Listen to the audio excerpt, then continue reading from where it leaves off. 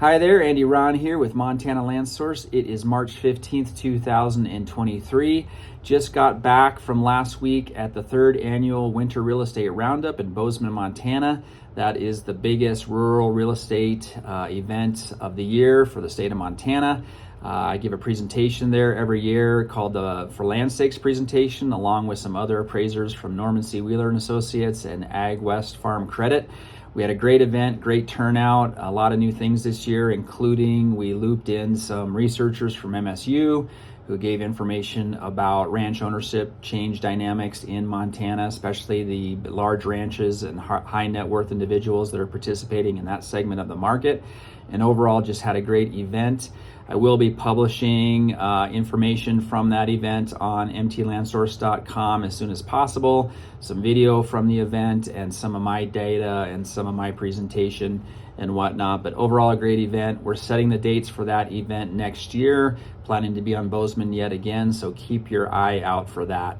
In the market over the past week, in the Montana land market, we've had 22 total property updates. 8 new listings, although 5 of those are actually duplicate listings. Montana Grasslands has a property over in the Rapelje area that's been on the market for a little bit, and they have been marketing smaller portions of that property. So those are count for 5 of the new listings. It's not that uncommon for ranches to sometimes be offered in multiple configurations. We treat that at Montana Land Source as individual listings and provide those information on those listings. However, those don't get duplicated in our statistics. So like when you go to our home page and our statistics page where we have things like total number of listings and change in those listing statistics, we do cut out duplicates. So that would only be counted as one property. We're still in around 300 properties on the market, so a low inventory environment. We're starting to head into the prime listing season in Montana when the snow starts to melt and things green up. That's prime time to get pictures of properties and get properties in the market. So it'll be interesting to see as we head into spring if we see any spike in volume, because volume's been the big issue in the market. Had some conversations over the past week or so with brokers. It's very interesting. There's still high demand. There's still buyers out there, and there's been a couple properties that have come on the market and gone pending, almost immediately kind of deal. And it just goes to show that properties with the right goods are in high demand and tend to get picked up really quick.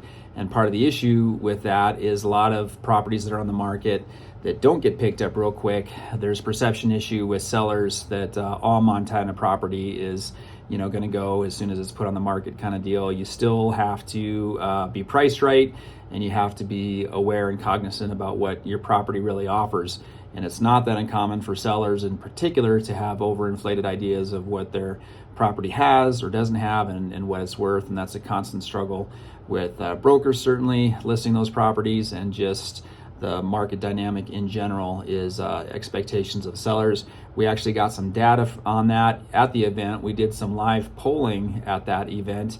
I mentioned earlier, this event is the one time when most of the top industry professionals are in one room at one time. And so for the first time, with the MSU's help, we did some live polling data on what people thought was coming in the future this upcoming year and further out in terms of the inventory issues and demand and those kind of things. And I look forward to publishing those as we move forward. Let's see. Also, there's a new map app available on Montana Land Source. This map app's been out for a week or a couple weeks now. Check it out. We've got a new and improved map app with some new layers and new functionality that we're pretty happy about. So that's new and exciting. And that's about it for news. The rest of the property updates, I mentioned 8 new listings, 5 of those being duplicate. There are 3 pending sales, 7 price changes, which is a relatively high amount. People adjusting prices, probably again going into the prime, heading into the prime showing and selling season. So we're seeing some price adjustments, and 3 properties sold. That is the land report for the week of March 15th. Thanks everybody for tuning in, and we will see you next time.